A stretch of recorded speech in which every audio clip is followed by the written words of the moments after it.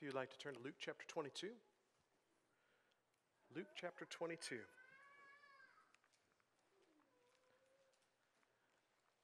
Thought we would begin this week with the same question we asked last week as we worked into the prayer of Jesus. Last time we talked about him praying in Gethsemane, and we asked the question, why did Jesus pray?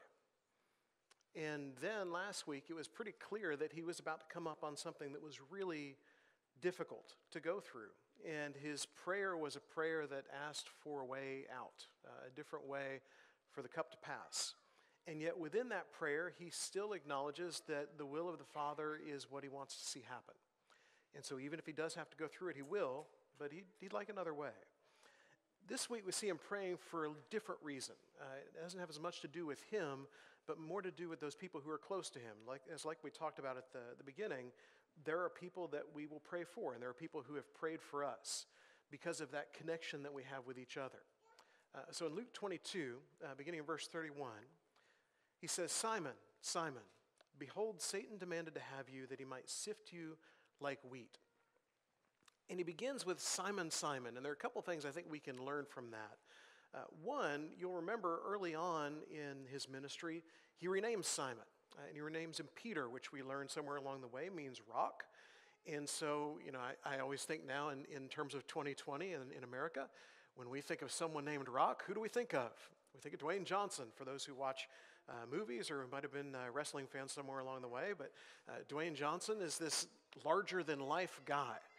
And I would imagine if you were in a room and Dwayne Johnson walked in, he's tall, he's incredibly muscular, so just like me. He walks in, and you would stop and notice Dwayne Johnson there. And so Peter, this guy who has taken on the name Rock, it's not because of anything physical about Peter. From everything we know from history, Peter was not a physically imposing guy. But it's because he'll be this foundation. Because of the things he will do, he gets this name Rock. Here, he's called Simon. Now, part of it is Luke. Luke has a tendency to call him Simon more than the other gospel writers do.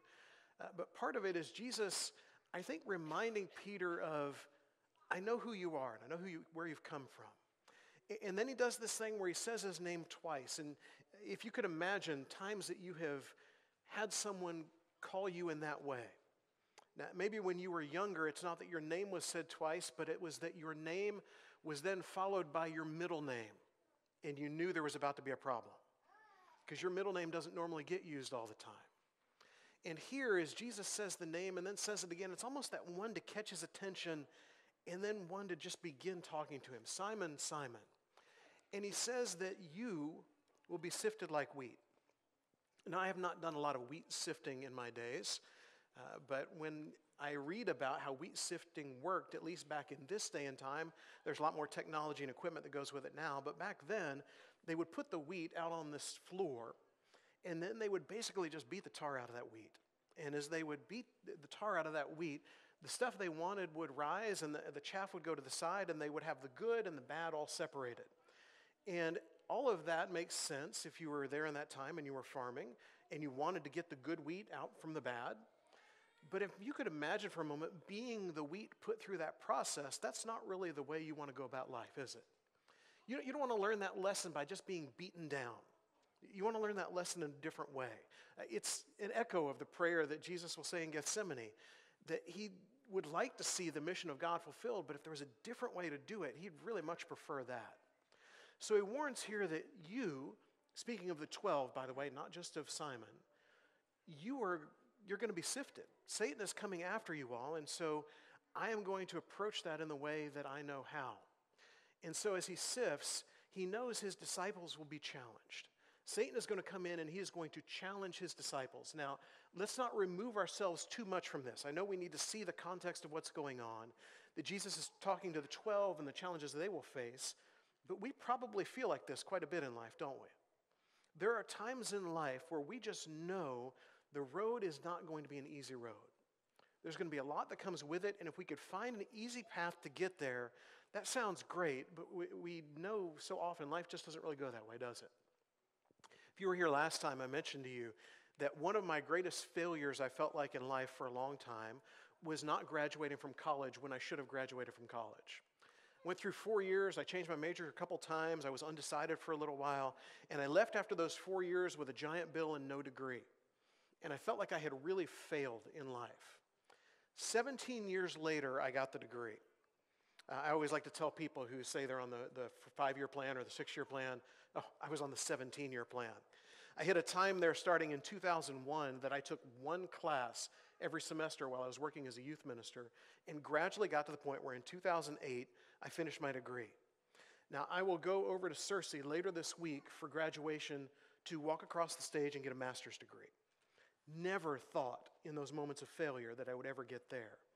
And I understand this idea of being sifted and being challenged. Now, all of that college stuff, I could have gotten the degree and not gotten the degree, gotten another degree or not, and life would have gone on as it is. We have been challenged in much greater ways than that, haven't we? Things have come our way with changes in jobs that we didn't see coming, health difficulties that we didn't see coming, relationship difficulties that we didn't see coming, even church difficulties that we didn't see.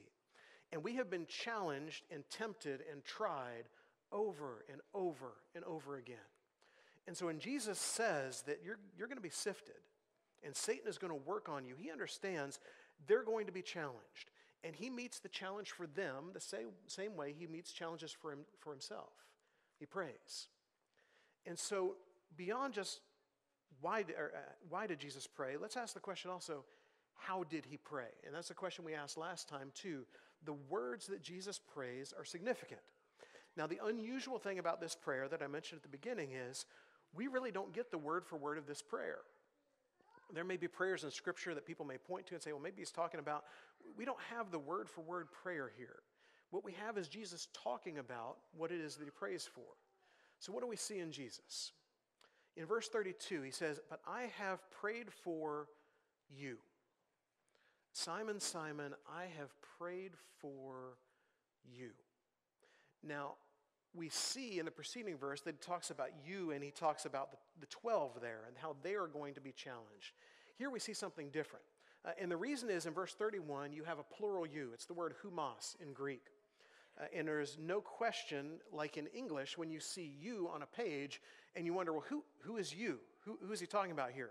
This is one of my most enjoyable things in Greek, by the way, because if you ever mix up humos, which is the plural you, and su, which is the singular you, and I forgot the accent mark in there, but you don't care because you don't know Greek anyway, it's all good. If I have to translate humos or su into English, the answer is you. And I could be right or wrong about which is the plural and which is the singular. I'm not here, by the way. I looked it up just to be sure. I could be right or wrong, but the answer is you. Kind of how English works, isn't it? We just have you. We don't have y'all. That's how I learned it in Alabama. When we learned plural you in elementary school in Alabama, it was y'all. When I took Spanish later on in high school, the plural of you was y'all. And you get a little bit of that around here, but not quite as much. You go up north, you get you guys, and that applies to everybody, guys or girls. But we have you, and so when you read through your New Testament here in Luke chapter 22, you see you in verse 31, and you see you in verse 32, and you probably assume, well, he started verse 31 with Simon, Simon. And then he says you, and then he says you again, so he's talking about Simon here, isn't he?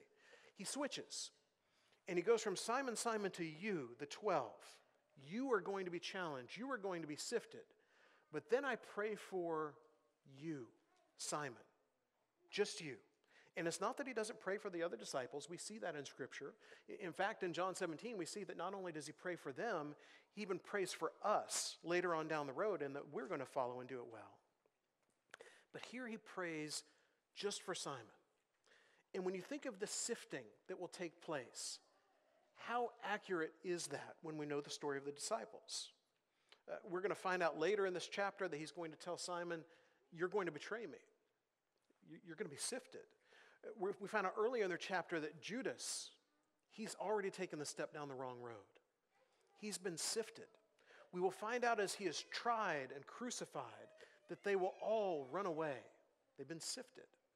But here, Simon, I pray for you. I prayed for you that your faith may not fail. I love this prayer because I know how different it is from the prayer that I would want to pray. Because you will notice, and we looked at these things last time too, but you will notice what Jesus does not pray here. And maybe what he doesn't say says just as much as what he does. Because he does not pray that you may not fail. because he knows he will. He knows that Simon is going to make mistakes and mess up. Why does he know that? He's walked with Simon for the last 3 years. He has seen Simon have the courage to get out of the boat and then begin to sink when he takes his eyes off him and sees the storm. He has seen him talk before he thinks. He has seen him be part of these arguments within the disciples about things that just don't matter. He has seen him do so many things where he has not made the right choice, and he understands he is going to fail. And I will tell you, as we think of ourselves within this prayer, as scary as it may seem at times that Jesus will know that we're going to fail at times, isn't it also comforting to know that he gets that and still wants us to walk with him? He knows whatever the greatest mistake you have made at this point in life, if you have a failure that you look back at and you think, if I had just done that differently, if I just hadn't said those words, if I just had said those words, if I just hadn't done those things, if I just would have acted instead of not doing anything, all of those failures you look back at in life and wish you could change, he knows. And all of the ones you have not yet made, he knows those too. We will likely, some of us, at some point during this week, fail at something. We will say the wrong thing, do the wrong thing. We will look back at something that occurs in this coming week and later on in life wish we would have done it differently. And Jesus knows about those too. And he doesn't pray that we don't fail. He prays that our faith may not fail. He prays here for Simon that your faith may not fail, because in the midst of all the failures that we're going to have, in the midst of the wrong decisions we will make, the wrong things we will say, our faith will carry us through. It is our faith that will carry us through all the difficulties, all of the challenges. And so Jesus prays not that we don't fail, but that our faith does not fail. But I have prayed for you that your faith may not fail. And when you have turned again, all the failures do not have to be the end of the road. Now, we learned in Bible class this morning, if you were not in here, that we need to take care of these things today. Jeff talked about in Hebrews 3 and 4, this word today keeps coming up over and over again because we are not guaranteed. And I never thought of it the way he put it in class. It was around 9:15 or 9:20 when he said it. He said, I'm not guaranteed 9:30. And I thought, this class is about to get interesting. We're not guaranteed 10:50. And we're not quite there yet, but we're close. We're not guaranteed tomorrow. We're not guaranteed next week. We're not guaranteed next month, next year. And so these things where we fail, we need to turn them around now. We don't need to wait. We don't need for everything to fall into place before we do something. We need to turn those things around. But again, I think what Jesus says here, what he doesn't say almost says as much as what he actually says. Because what he doesn't say is if you turn it around, Peter. He says when. And I like that too. Because it does not have to be an if for you either. There were lots of ifs in those chapters of Hebrews 2. We won't talk about those right now. It doesn't have to be if for us. It doesn't have to be if you make this right, if you reconcile this relationship, if you correct your mistake, if you let that regret that's sitting behind you go and move forward. It can be when on all of those things. And so he says to Peter, when you turn, I pray for you when you turn. And it's because that faith that he prays for in Peter, it's a two-way thing. Because Peter has faith, and he prays that his faith will remain strong, and he wants our faith to be strong. But you know what? Jesus also has faith. And not just in the Father, but in Peter. And not just in Peter, but in you and me. And so when Jesus looks at you, the first thing that sticks out in his mind is not, man, look at how they messed up. Look at this giant mistake they made. How are they ever going to overcome that? When Jesus looks at you, he looks at where you can go with your faith. He looks at not the mistake you've made, but the way that you've corrected it. He looks not at the relationship that was broken, but in the way it was reconciled. He looks not at the sin that entangles, but in the way you have overcome that sin. Jesus has faith that you can do those things. So I've prayed for you that your faith may not fail, and when you have turned again, strengthen your brothers. And he doesn't say here, When you've turned again, breathe a sigh of relief and stop. Retire, sit back, enjoy, look back at what you have done and say, isn't it great? Isn't it great that I made this giant mistake and messed up, but now I've come back around and all is well, and Jesus has received me back, and now I'm just going to rest and enjoy that fact. Peter is going to deny him. He's going to be cut to his heart. It's going to be the greatest failure he can have. And then he's going to be there at the day of Pentecost, and the Spirit's going to come down. And even before that, at the end of John, he's going to have this moment where Jesus keeps asking, do you love me? And he's going to reinstate Peter and going to reassure him that he's there to do the work of Jesus. He will be there. He will preach that sermon. 3,000 people will respond. People will be baptized. Lives will be changed. And how easy would it be for him at any point along that to step back and say, all right, I'm done. How many times have we been there too? You have this moment where you've turned it around and you do the right thing. You think, all right, I've accomplished it now. I can just coast and I can just keep going. And Jesus says, no, Peter. When you've turned back, it's not over then.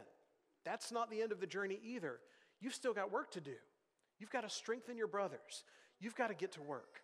And maybe that's where we are today. Maybe that failure that you've looked back in life, you've overcome it, you've fixed it, you've moved forward, you've changed it, and now you just are ready to rest from that. And Jesus would say to you and to me, there's still work to be done.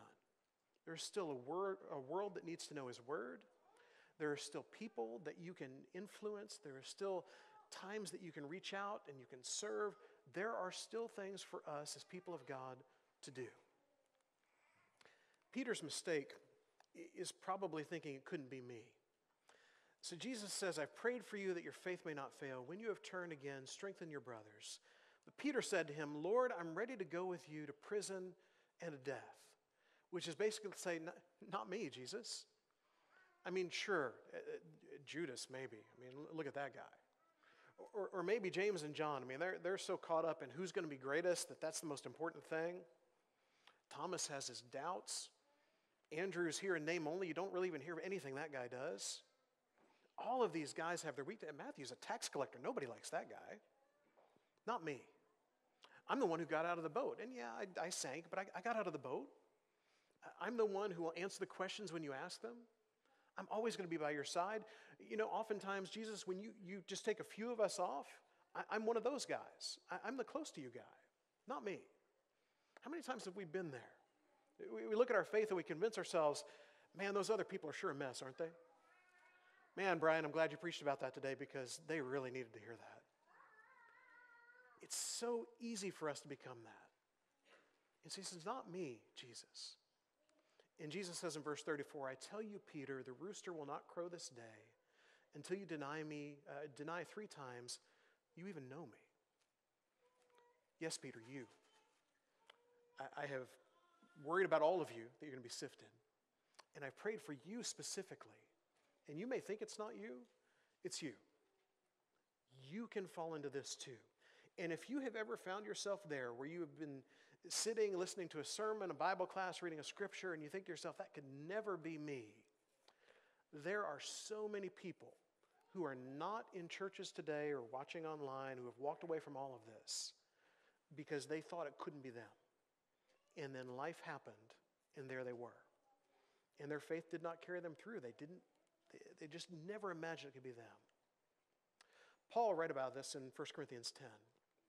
He says, therefore, let anyone who thinks that he stands take heed lest he fall. No temptation has overtaken you that is not common to man. It is common to man that these things happen. Anytime we get that overconfidence where we feel like, oh, not me, usually those are the times that we're humbled, aren't they?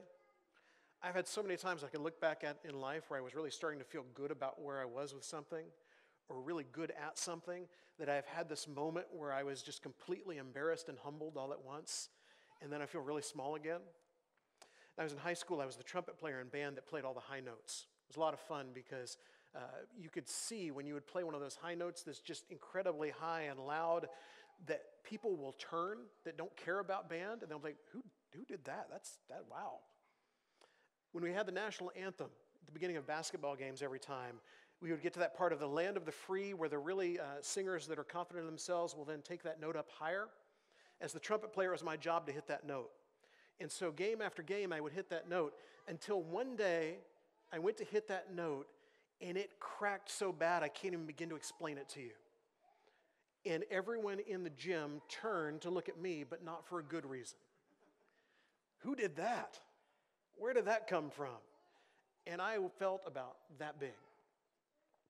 I was so confident because I'd done it so many times that I'm not going to be the guy, because I've heard people flub that note so many times, but not me.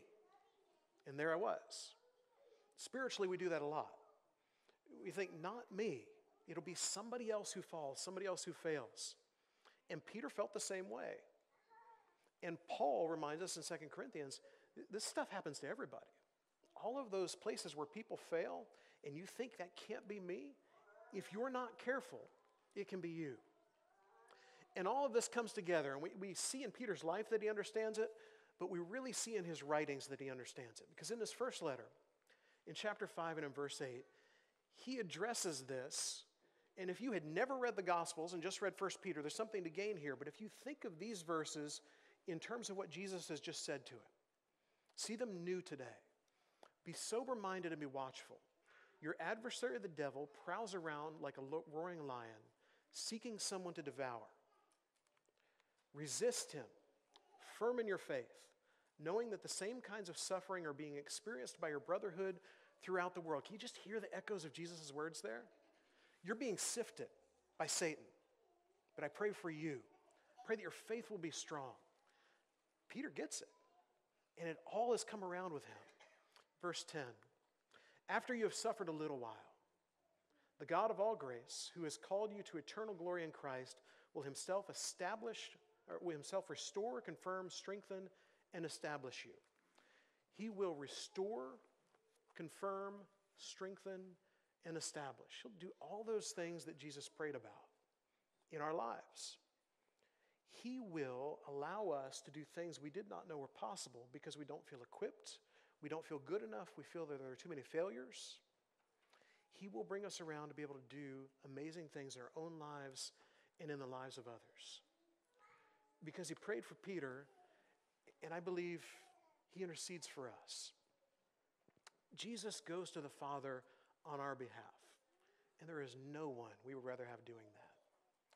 This morning, if you feel like your failure defines you, know that that is not how Jesus defines you. Live a life that is redefined for him. This morning, if you feel like you've done too much, gone too far, Peter denied knowing him, cursed his name, completely failed, and then completely came back and did things that he would never imagine were possible.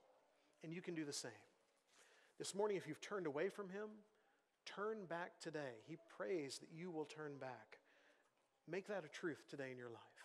If there's something we can do for you, whether it's to help you follow for the first time, be baptized into him, or if you need to come back and have prayers of the church, please come while we stand and sing.